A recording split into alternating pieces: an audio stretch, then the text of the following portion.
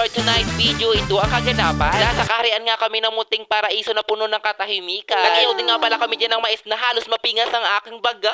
Madilim nga pala dyan ang paligid at ang simoy ng hangin ay kay lamig. Tapos na ang December, subalit malamig pa rin ang simoy ng hangin. Huy! Ang aking mga kasama nga pala dyan ay si Alena, Tukman, Caleb, Eltero at Almero. Wala na nga paligoy-ligoy pa. Ito na nga nagplano kami na pumunta sa munting paraiso nila Almero. At may dala-dala din nga pala silang pakwa na galing kay Tukman. At tanging kirit-kirit nga sa gabi lang iyong maririnig. Huy! Anong kirit-kirit? Charit! Kahit nga sumigaw ka dyan, walang makakarinig. Oh wow, ang talaga ni Almero. Oh, sombrero ko ya, walang alburan. Huy! Binili ko pa yan from Israel. Charis! Ba't napunta sa Israel? Huy! At may alaga din nga pala silang dalawang cute na tuto. Ang tagapag-ihaw nga pala namin dyan ay si Eltero from Tris Abbey sa mundo ng Mulawin. At dahil ibon nga siya, kaya niya paborito ang mais. Huy! Charis! Actually, si Eltero ay sanay na sanay sa bukid. Kahit mais lang kainin ay mabubuhay siya.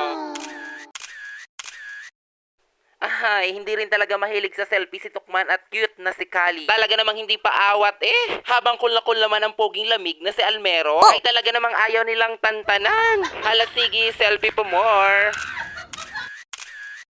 At nadamay pa nga si Alena para sa lights effect para magsilbing liwanag. Abay, mga sa kanilang mga kuha na para bang naka-iPhone 15, 16, 17, 18, 19 upgraded, Charis! Oh wow! Sabay na malamig na Nessie na nagpaparefresh yung pagkatao. Uy, ano yan? Parang aso na parang bulate Ay, so, Santa Maria, Bulacan, ba't may paganyan? O ano, pagod na? Kaya't pa-cute-cute na lang? Ay, hindi talaga matatawaran ang inyong kakyutan na para bang gusto kong ipa-billboard ng malaki at ikabit sa plaza ng San Nicolas. Ay, wala na rin nga pala akong masabi pa na para bang papunta na sa pagka-rapper Huy!